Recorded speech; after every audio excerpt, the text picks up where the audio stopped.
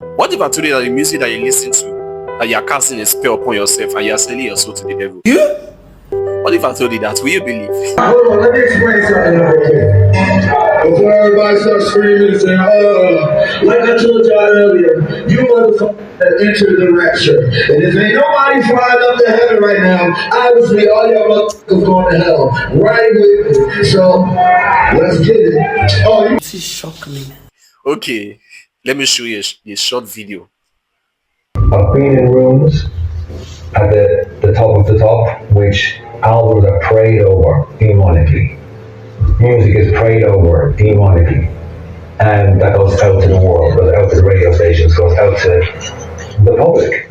And when you see that stuff and know that stuff, it's frightening. What do you mean by that, Shane? Prayed over demonically?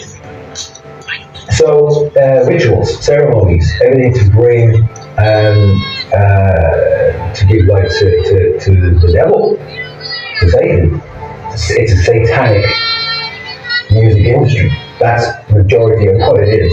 Do you mean figuratively, or do you mean literally you've been in... Literally, yes. And not figuratively. Can you share what those albums were? Were they your albums? No, they weren't our albums, no. They were not boys' albums. So that's what I mean by not every music is that.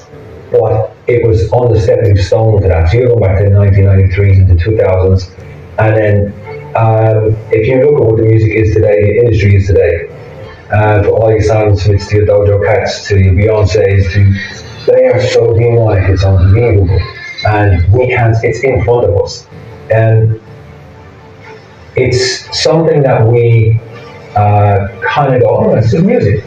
But it really isn't. What was it like going from the secular industry into the gospel scene?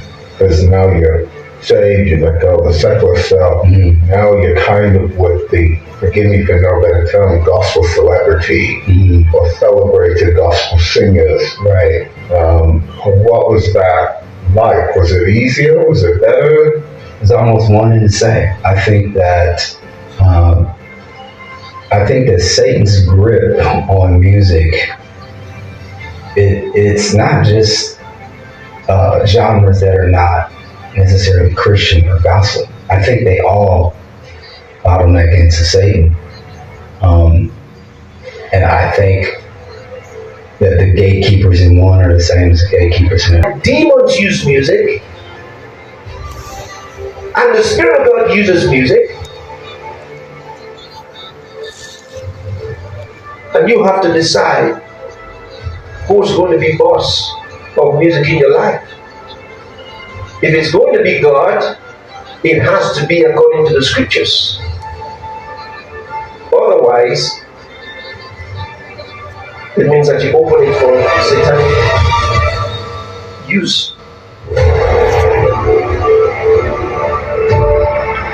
Music is the art of combining and organizing sounds along with other elements in time to create a composition to produce beauty of form, harmony, and expression of emotion.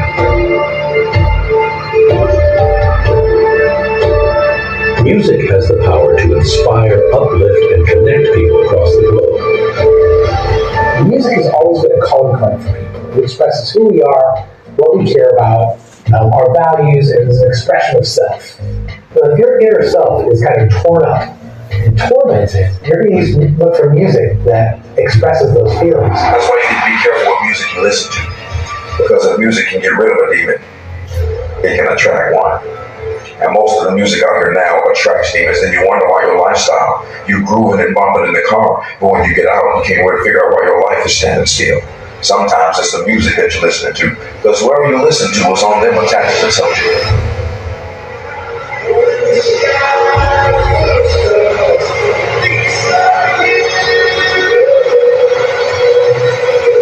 Behind the captivating beats, catchy tunes, and chart-topping lyrics, there lies a troubling underlying tendency in the music industry. These subliminal messages are included in various aspects of the music. Across this spectrum, though, remained a very clear aesthetic. Albums with gothic typefaces and visual and lyrical references to the occult, hell, evil, and violence. Now, all of those activities the music artists are full of symbolisms, Masonic symbols, chaotic symbols of various kinds. If you don't understand them, they just look like normal things to you. But if you're spiritually alive and knowledgeable in the word, these things can immediately catch your attention. You can relate to what's going on.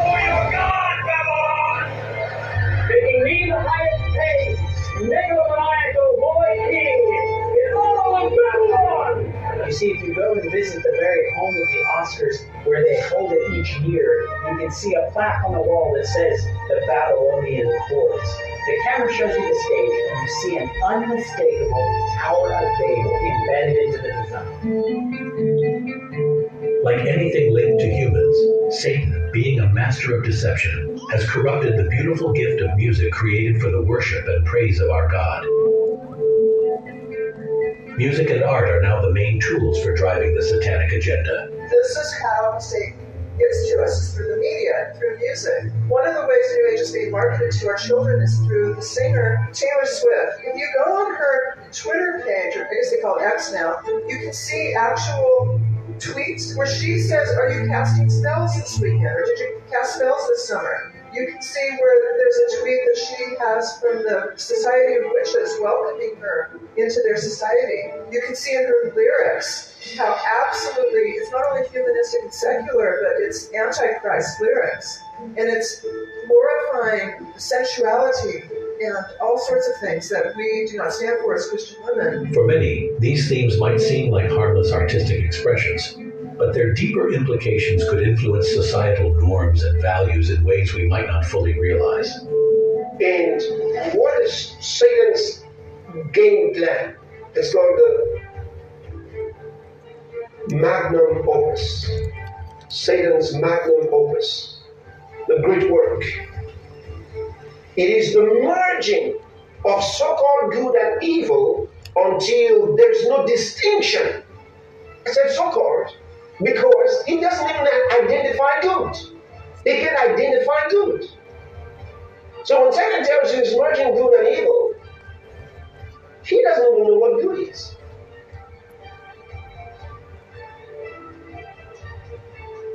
But the idea is to make sure you can distinguish between what is right and what is wrong. And the only way you can fall into that trap is through the ignorance of the Word of God. Music lyrics hold immense power. They shape thoughts, evoke emotions, and even influence behavior. However, not all lyrics uplift or inspire. The spiritual influence that music has, and this video in particular is actually inspired by a trending Instagram song right now that I keep hearing over and over as I scroll through my reels. That song is called Anxiety by Sleepy Hollow. Maybe you heard it, maybe you haven't. Somebody's watching me. It's my I'm trying to identify with my demons, and my demons is when I feel like nobody ever feel how I feel. It says, somebody's watching me.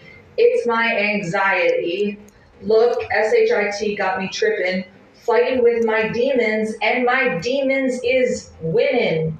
It's just gaining so much popularity right now, and I've even seen like Christian content creators use it for their own reels, and that concerns me more than anything, right? Because like I don't expect people that are in the world to produce any fruit other than worldly fruit.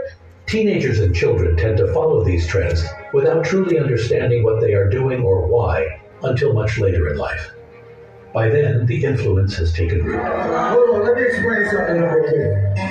Before everybody starts screaming and saying, like I told y'all earlier, you motherfuckers that entered the rapture. And if ain't nobody flying up to heaven right now, obviously all y'all motherfuckers going to hell. Right with me. So, let's get it. Oh, you already here. I'm so sorry. sorry, you can't get out. You're stuck, it's over. You heard the song a million times, and you didn't even know. That's but I still love you. I would sneak little bits of spells into my lyrics, which are veiled. Like you couldn't really figure out what I was doing with my lyrics. Would you be able to recognize if someone did that? Like, did you ever see songs maybe on the radio and you're like, this looks like there's something like that? Is there something there? Oh yes, I see a lot of it, especially in heavy metal, death metal. A lot of it are just strictly spells, but even a lot of pop songs. Like I hear it in mainstream artists. I'm not going to really mention too many, but read their lyrics again. Hear what they're actually saying, because it's not all fluffy, nice, teeny bobby lyrics. These are actual spells that they're doing and putting in their songs. We're facing some of the most wicked adversaries